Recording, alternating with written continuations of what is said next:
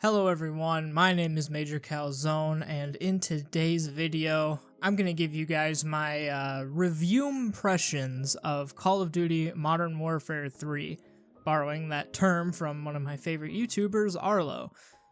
Basically what this means is I'm just going to kind of sit here and chat at you guys about the game, the full game now, and not really going to call it like a formal review, but it's definitely, I guess, my final statement I'm going to make on the game. Obviously, I may talk about the various seasons as they come and go. Who knows? But for now, I want to sit here and talk to you guys about the entire game. That means campaign, multiplayer, zombies, all of which will have their own timestamps down in the description below, and hopefully chapters on the timeline. I haven't quite figured out how to do that yet, but if you see them down there, then you know I figured it out. But before I really jump into it, I do want to say, just a disclaimer, these are just my opinions. I am not trying to state anything as fact or that I know what's best. I'm just telling you guys how I feel about certain things and, yeah, just how I feel about it. And I really, really would love it for you guys to share your opinions in the comments down below, whether you agree or disagree. You know, the best thing about making YouTube videos for me is getting to have a conversation with you beautiful people about any game we're talking about. So, yeah, with all that out of the way, let's get started with... Bravo 6. Going. Alright, so the first thing I want to talk about the campaign is these open combat missions, and I put that in quotes here in my notes. I thought these were pretty fun and interesting, a nice shake-up, honestly, from the usual COD formula. However, they feel very Warzone-esque, and I'm not really sure how to feel about it. You know, having armor plates and weapon rarity, and I mean, you literally jump from a plane in the second mission, you know, sort of where we dropping boys type scenario. So, I mean, I would say I enjoyed them overall, but I kind of wish there was more to do in them, and that the people on the radio would shut up about the objective. Like, seriously, I for so many times playing these levels, I would be trying to explore, you know, find some of the hidden weapons, because that was like one thing I thought about going for, was like, oh, I'll find all the hidden weapons in the campaign just for shits and giggles. But then you literally have the people, the mission, whatever, handler yelling in your ear, like, you have to find the thing, or you have to go push the button, blah, blah, blah. It's like, shut up, dude. How are you gonna make these open world levels and put little secrets in for people to find, and then the entire time you're just gonna have the radio operator be like, oh, you gotta go complete the main objective? Also, one thing I didn't write down in my notes, but I just thought about, why is there no realism difficulty? I was a big fan of the realism difficulty in Modern Warfare 2019 and Modern Warfare 2.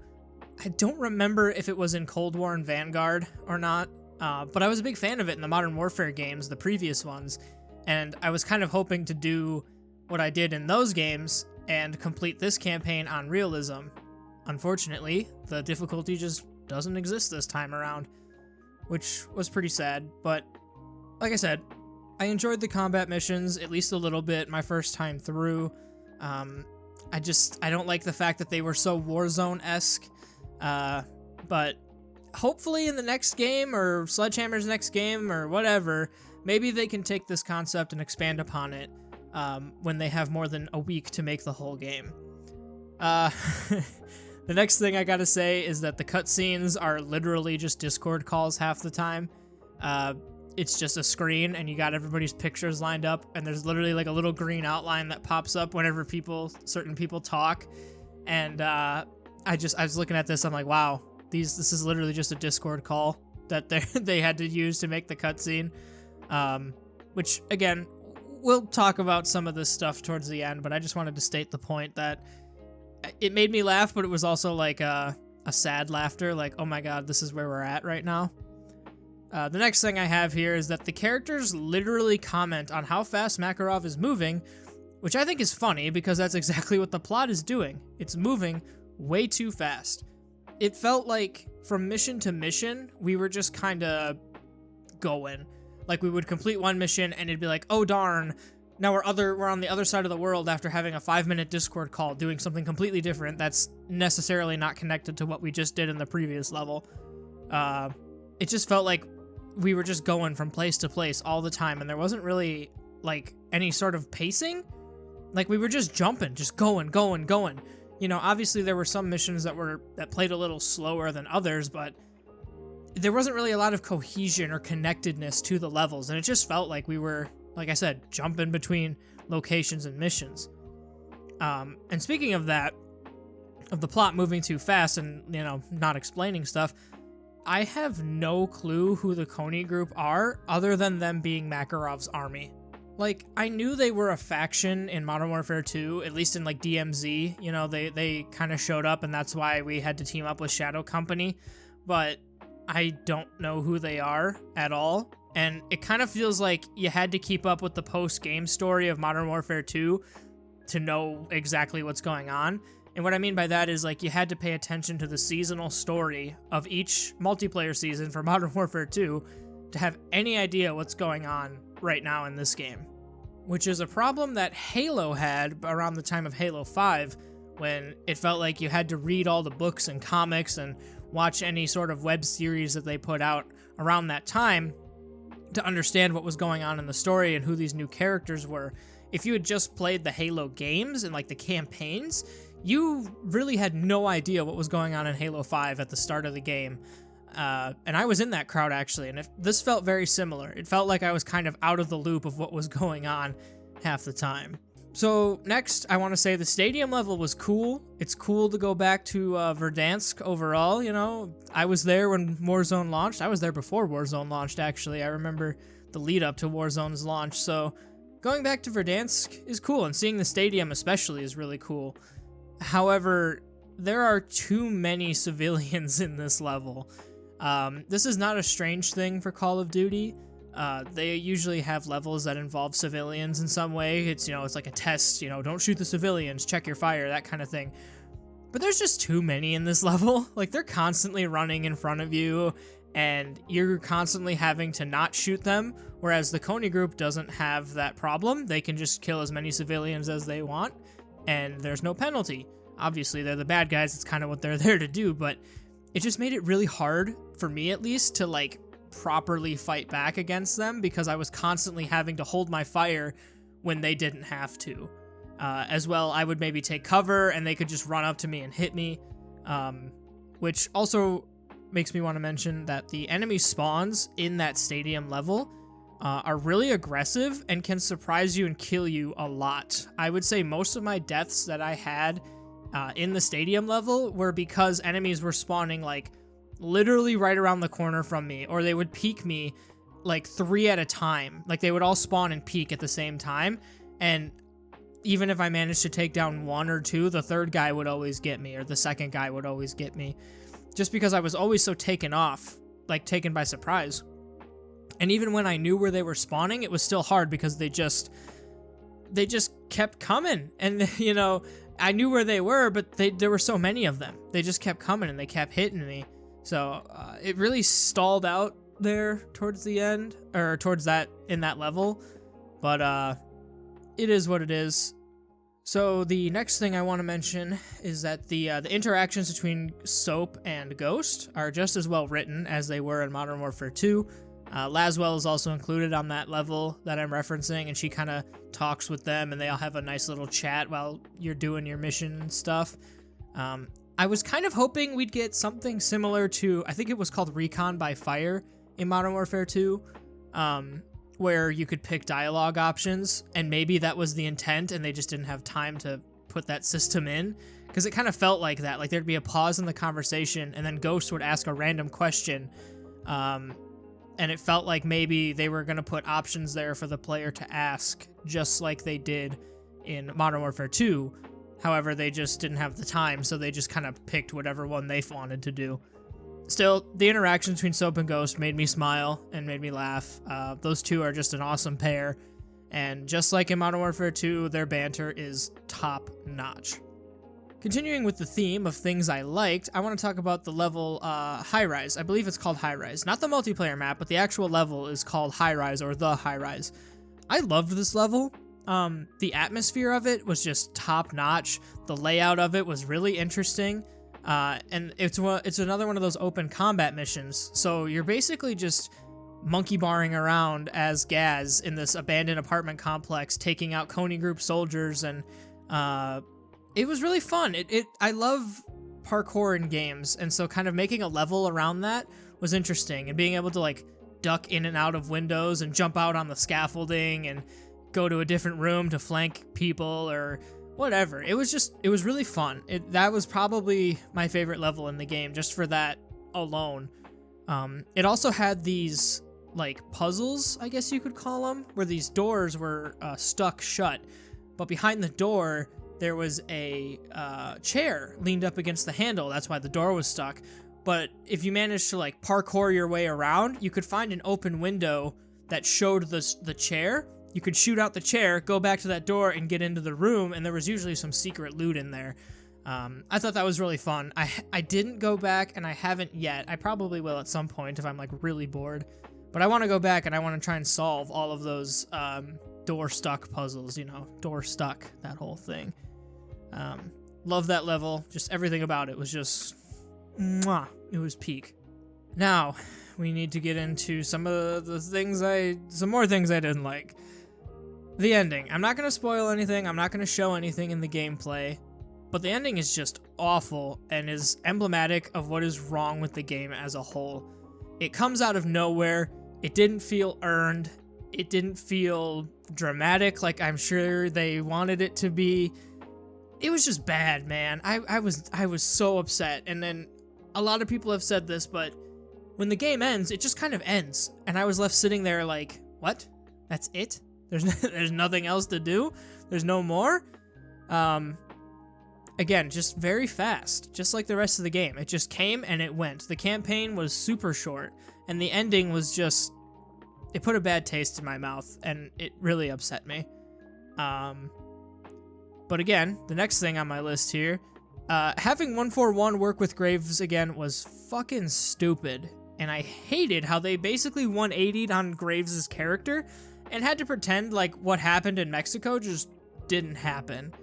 And I know this is something that began in Modern Warfare 2 because Graves literally came back as an operator and he started working with Farah and Alex, which is another thing I don't like. Why the hell are Farah and Alex just okay with what Graves did? Like, I don't know. I don't really fall on the bandwagon of like, why is he alive? Because I think it was kind of implied that he wasn't actually dead at the end of Modern Warfare 2. Like, you blew up the tank, sure, but you never saw his body. I always assumed that he was, like, remote controlling the tank. That's why he was talking so much mess. Like, he knew he wasn't in danger. He was, you know, remote controlling the tank from a safe distance away so that if Soap and, I can't remember his name. It was one of the special forces, one of the Mexican special forces guys. Alejandro, I think? When they blew up the tank, they didn't find the body. They were just like, oh yeah, Graves is dead. And I was literally like, no, he's not. No, he's not. So I know some people are upset that Graves is even back at all because they quote unquote killed him in the last game. They didn't. But I still don't like that that 141 is working with him at all. Like, it just doesn't make sense. And it really upset me because it's like, if somebody did to me and my friends what Graves did to like Soap and Ghost, and like Price, I would not be cool. I'd be like, no, fuck no. I don't give a shit how dire the situation is with Makarov. I'm not working with this son of a bitch. But I digress. The next thing is there were too many Modern Warfare 2 weapons and not enough of the new Modern Warfare 3 ones in the campaign. I don't know why this was the case. Maybe it's because the campaign was early access, but I felt like I was using more Modern Warfare 2 weapons than Modern Warfare 3 ones. And even, like, trying to pick up weapons off the ground, it was more Modern Warfare 2 weapons. So, I'm kind of led to believe, and this isn't anything new, but all of this just kind of points to the fact that the game was very rushed, and that it was not meant to be a full premium title. It was made in a very short amount of time, and it was definitely expanded upon in ways that it was not meant to be This campaign was certainly meant to be a premium expansion to Modern Warfare 2, but instead they just, slapped a 3 on it and released it as a full game, which on one hand is really awful for the campaign side of things, because I was a huge fan of Modern Warfare 2's campaign. Like, I adored that game, and I was so excited to see where they were going to go with the story with Makarov. And I was just utterly let down by this. It was not fun. It was not fun. And you could really tell that this was rushed. And again, this isn't a new thing. People have come out since the game's launch and said that, yeah, it was supposed to be a premium expansion that became a premium full title. And yeah, it's awful. I think because of the rush development, a lot of resources were diverted from campaign to the multiplayer, because they know that the multiplayer is the most important thing. So if anything has to suffer, unfortunately, it looks like it had to be the campaign. That being said, the gunplay was still solid. There were some moments that made me smile, or at least feel good. I was not impressed with the overall package, and I don't think Sledgehammer is either. I think they're a little upset that they had to kind of rush this out the door, or they had to essentially expand it when they weren't ever intending to. But yeah, that's all I really got to say about the campaign. Not good, but there were some shining moments. So next, we're going to move on to... Okay, so I want to state right here, right now, that a lot of my opinions about the game's multiplayer so far haven't changed since the beta. A lot of the stuff pretty much is still the same, so if you really want to know my in-depth thoughts on the multiplayer, go ahead and watch my beta thoughts video. I'll have that linked up in the description, and as well as a card here on the screen. But I will say, spawns at launch are a lot better than they were in the beta. It feels like there's at least a semblance of order to them, and a bit more, I guess they're just less chaotic overall. Like, it feels like there's more defined, like, end zones for where my team is spawning versus the enemy team, and that's good. That helps, and it makes the Modern Warfare 2 remake maps just feel a little bit more like they did back in the day. So kudos to Sledgehammer for improving the spawns in some ways. I know we still have problems with Hardpoint, but I'm sure that will get worked out over time. But overall, spawns are better.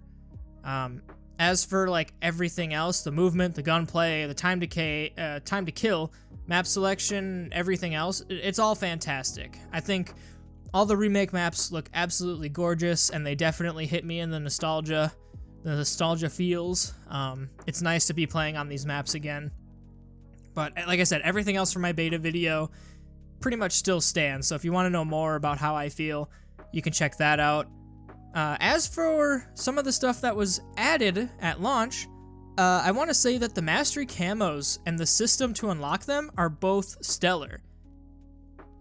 Interstellar. But just like with Modern Warfare 2, it's cool to see them bring this system back, I guess, and it makes it a lot more approachable to people like me who maybe don't have all the time in the world to play Call of Duty.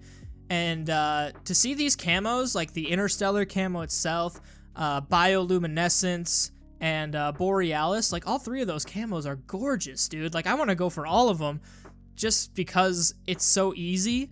Like, why would you not? If you level up all of your guns, you might as well. You only have to get 4 camos for each gun, and then, 3 more Mastery camos for each gun. And the challenges are so much easier in Modern Warfare 3 than they were in Modern Warfare 2. I love this system, and I love that the camos are super cool and actually, like, rewarding. The only Mastery camo I've ever completed was Black Ops 4's, and that was a grind, and I wasn't sure if I was ever going to do it again, and in fact, I didn't do it in Modern Warfare 2019. I did do the Dark Aether and Cold War, didn't even touch Vanguard, and I attempted to do it in Modern Warfare 2. However, I didn't like the gameplay of Modern Warfare 2 enough to finish it, I guess. I only got as far as, like, Platinum Assault Rifles, in that game. But who knows? Maybe I'll finish and get Orion in Modern Warfare 3. That's a lot of camo grinding, but that's just how good the system is and how good these camos are. It makes me want to go for all of them, even though that is a huge grind and a huge commitment.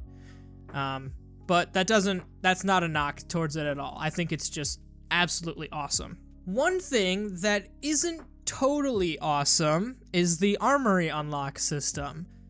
I don't really know how to feel about this. I feel like it's weird, and I don't quite understand why they had to go this route, but at the same time, I don't really see it as an issue because, you know, you do your daily challenges in multiplayer and zombies. That pretty much will allow you to unlock at least one item, if not two, depending on which ones you have picked. And you can unlock almost everything that's in the armory unlock system in zombies. So say, for example, if you find a weapon in zombies that is only unlocked through armory unlocks, then you can just find that weapon in zombies, equip it to your character, and extract with it, and then you don't have to even go through the armory unlock to unlock that weapon because you extracted with it. You just have it at that point. And I think that that's something that a lot of people are missing when they talk about the armory unlock system. You know, if you want to get drill charges, for example, it's so much easier to hop into a game of zombies and just run around till you find a drill charge. Equip it, extract, boom, there you got it. You got it in one game. You know, you don't have to win 100 matches or anything. Still, if you're not a fan of zombies, then I can see why the armory unlock system is particularly to you. And even me, I don't like the idea of having to unlock perks and stuff through it. I would much rather just unlock them by leveling, like you would in a traditional Call of Duty game. But it is nice that they're trying something new anyway. It kind of allows you to have a fast track to unlock certain attachments for weapons if you don't really have the time to grind out weapon levels. So, I don't know. It's weird. I would say I'm not a fan of it overall, but the caveat of being able to extract with stuff in zombies definitely helps. And the second to last thing I want to talk about here is the war mode. And the war mode is fun. I was a big fan of it back in World War II when it was first introduced. However, only having one map really stinks. And I know they're going to bring more maps post-launch, but it just stinks to only have the one map. Like, I played on it like 2 or 3 times and I was just like bored of it. Especially when you realize that the entire war mode map is remakes. So you have like, it starts at like Kandor Hideout from Modern Warfare 2019. And then it goes to, I believe it's called, I don't know, it's not Showdown. I don't know, but it's a COD 4 map. If you played COD 4, you know which one I'm talking about. It's like at the tank escort section. And then it ends at Countdown from COD 4. And then you drop down into like the missile silo, and then it's kind of its own unique thing. But it felt very familiar very quickly, especially with the first 2 parts being pretty much one-to-one remakes. And also that final objective that you have to get is super defender-sided. I mean, literally, unless the attackers are steamrolling the defenders the entire game, I don't think you can really win that objective as the attacking team. It is just so easy for the defenders to hold it, and it is so hard for the attackers to peel them off of it. I don't know if it's possible to like move it closer to the attackers so that they can actually have a chance to get it, but right now it is just so defender-sided, it's not even funny.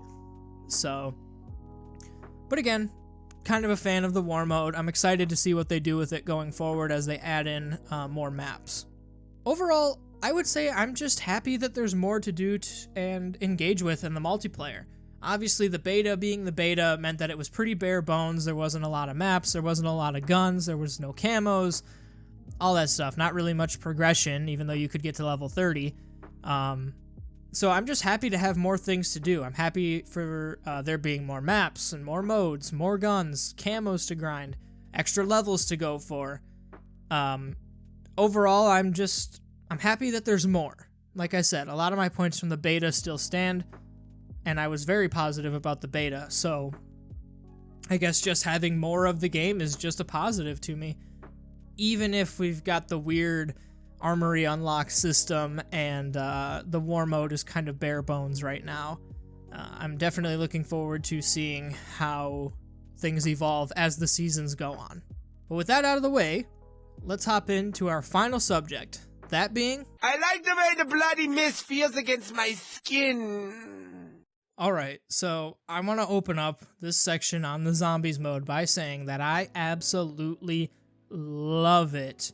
It is such a nice, casual mode that lets you relax from the hustle and bustle of multiplayer and the skill-based matchmaking.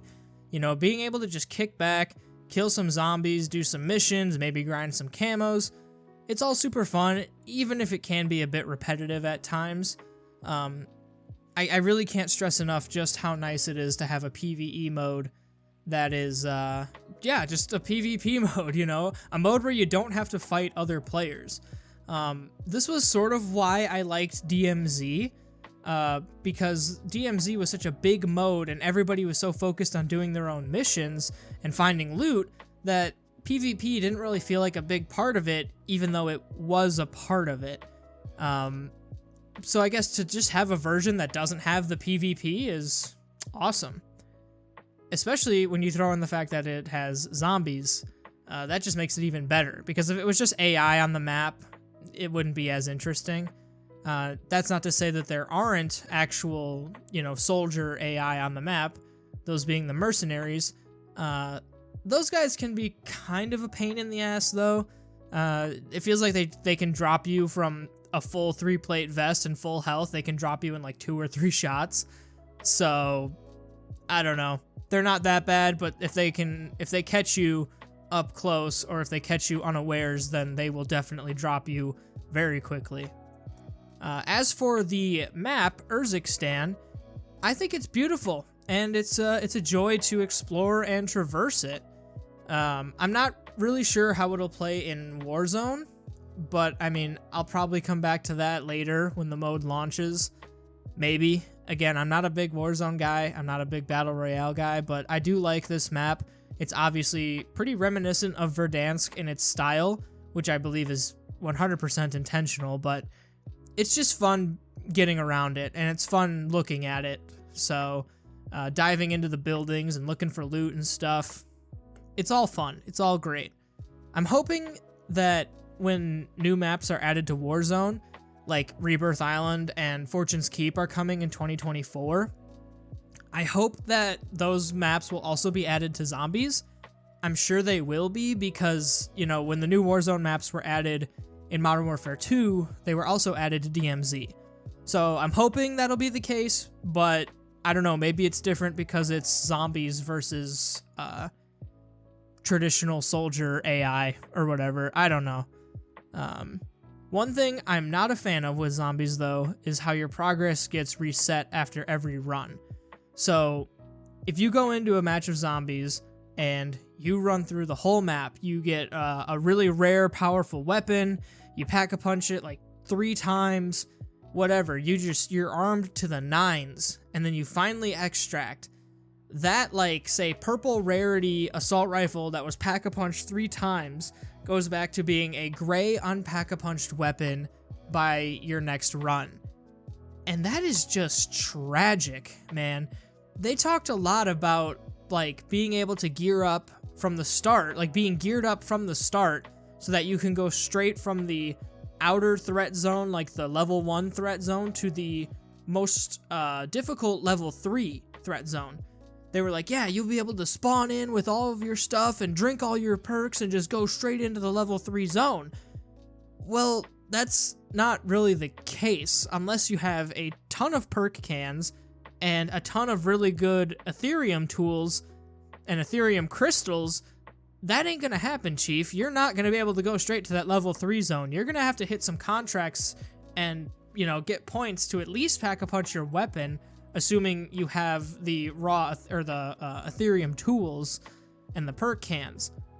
But it's just weird because they talked about that before release, but then at the actual launch of the game, your stash is so limited in its carrying capacity that it's so hard to go in geared. No matter what, when you spawn in, you're gonna have to kill some zombies and do a couple contracts to get points in order to actually go to the higher level areas. I just wish we could keep some of our power from between the runs without the need for these like limited consumables. Like, imagine you spawn in and you get your weapon up to, say, the purple rarity, right? Well, then when you extract, when you spawn into your next game, maybe that gun isn't purple anymore, but it's still a blue. You know what I mean? So instead of just getting reset all the way to gray, you still have a blue weapon. Or maybe you could have a consumable that doesn't cause that to happen. Some sort of Ethereum, whatever, MacGuffin that you equip on your character that will keep your weapon rarity between runs. Maybe the idea of unpack-a-punching your weapons, I mean, that's kind of okay with me because, you know, doing 2 or 3 contracts and then pack-a-punching isn't that hard, but it's more so the weapon rarity that I'm worried about because it's so hard to get your weapons up to a higher rarity unless you have those tools on you. But again, those are like a one-time consumable, and unless you have the schematic for them, you're not really going to have a consistent way of getting them without playing a ton of zombies and just getting lucky and finding them. So I wish there could be a sort of compromise between losing everything after a run and keeping everything after a run, you know? I would like for my power to sort of stay between runs a little more than it is right now, because right now it's just not fun. In the same sort of vein as that, I feel like zombie kills should award more points than they are. And I know this is a delicate balance, because if you give players too many points from killing zombies, then they're not going to want to do the contracts and challenges. They're just going to go for zombie kills. But at the same time, right now, it just doesn't feel worth it unless you're doing a mission or a challenge, like a camo challenge, because you get such a meager amount of points from killing zombies that it's just not worth it. You know, you have to do contracts to get any sort of significant amount of points, or you have to find a ton of garbage loot and sell it at a buy station to make any sort of points. So I would really like it if they could increase the amount of points you get for zombie kills. I don't really have a suggestion for how they should, like, how much you should get for a kill. I feel like doing it the way Cold War did it might be a little too far, like 115 points for a headshot, and then I think it was like 75 for a body kill, or something weird like that. That might be a little too far, but maybe like 50 points for a headshot at least, or maybe 100. I don't know. I don't really have a solid suggestion, but I do think they need to give you more points overall just to incentivize you, or just so you can at least get points without having to do contracts all the time. The next thing I want to, I guess, bring up is the stash size. Now, admittedly, okay, I just looked it up. There actually isn't a way to upgrade your stash size in-game right now without doing a sort of glitch. I'm sure this is something that will be added later on, but it'd be really nice if we could upgrade our stash size so that we can hold more than, I think it's like 10 different items, because between the Ethereum tools, the perk cans, Ethereum, and Ethereum crystals, you know, being able to only hold 10 of those at a time and then tell players to, like, expect to hold on to them so that you can use them later to go into the higher areas like I was talking about, it's just not worth it. And I'm a hoarder.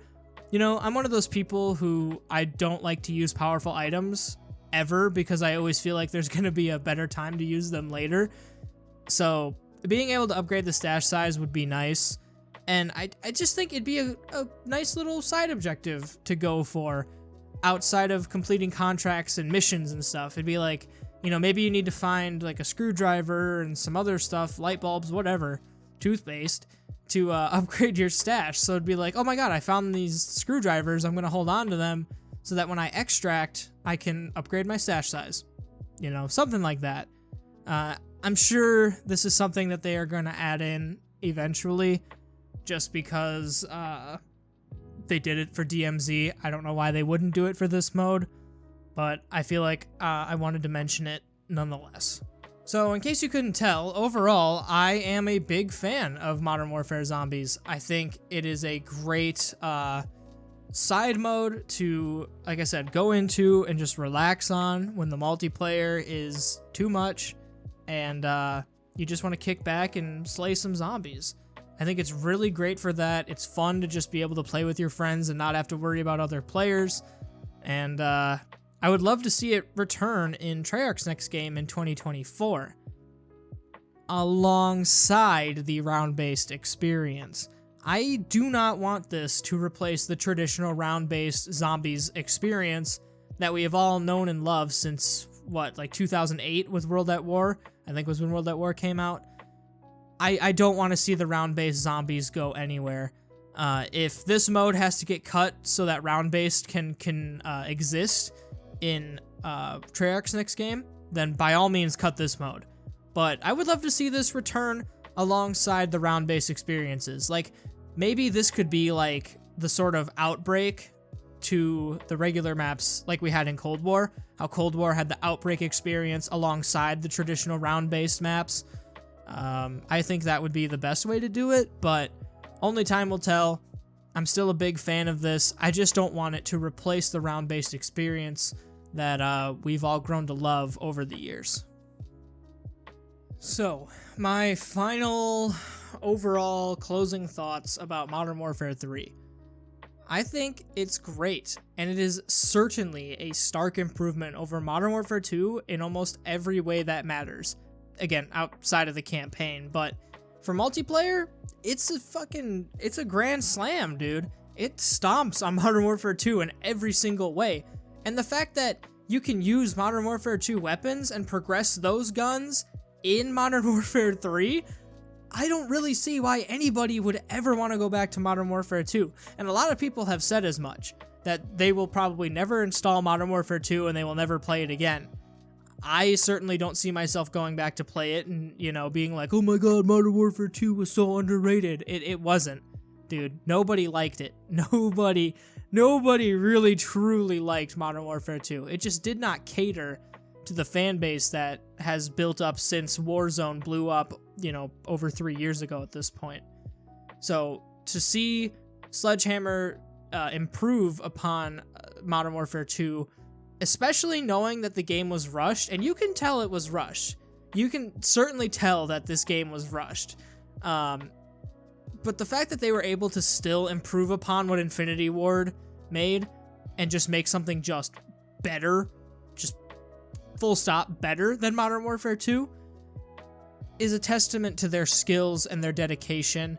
And I know that there have been reports that have come out since the launch of this game that have detailed the working conditions for all the developers, you know, working weekends and long nights just to make sure that the game that started as more than likely just an expansion could become a full premium title. So I have nothing but respect for any of those guys, whether it be Sledgehammer, Treyarch, or any of the other studios that helped make this game happen. Raven. I have nothing but respect for them, and a little bit of gratitude too, because they actually listened to community feedback. I know I didn't talk about them, like, specifics too much, but there were things that changed from the beta to the full game that the community asked for. Like having calling cards appear in the top right corner when you call in a streak or you go on a streak. Having the little kill counter at the bottom of the screen every time you get a kill. You know, again, red dots on the mini-map, dead silence is a perk, all that stuff. All of this returned because the community asked for it and Sledgehammer listened, which is something that Infinity Ward just refused to do. So I gotta tip my hat off to them for making such an awesome game, especially under the working conditions that those poor people had to endure. And I expect, based on that this game will only improve over the year of its life. And by the end, you know, by this time in 2024, I think we'll have a pretty solid title on our hands, probably about the same level as, like, Cold War. I'm not saying that, like, Modern Warfare 2023 is, like, classic. You know, it's definitely not a classic, but it's certainly one of the better Call of Duty games we've gotten since this, you know, quote-unquote new era of Call of Duty that began in 2019. it's right up there with Cold War, and yeah, I think Modern Warfare 3 is pretty great in spite of the issues with the campaign and some of the more buggy aspects of the game. That's all I really got to say. I hope you enjoyed. If you got this far in the video, especially, thank you so much for watching. And again, let me know in the comments down below if you've played Modern Warfare 3. What are you thinking about it? If you decided not to buy the game, why did you decide not to buy it? You know, just let me know your thoughts in the comments down below. I'd love to read them. And that's all I really got to say. So make sure you take care of yourself, drink lots of water, get plenty of rest, all that good stuff. And I will see you very soon. Peace.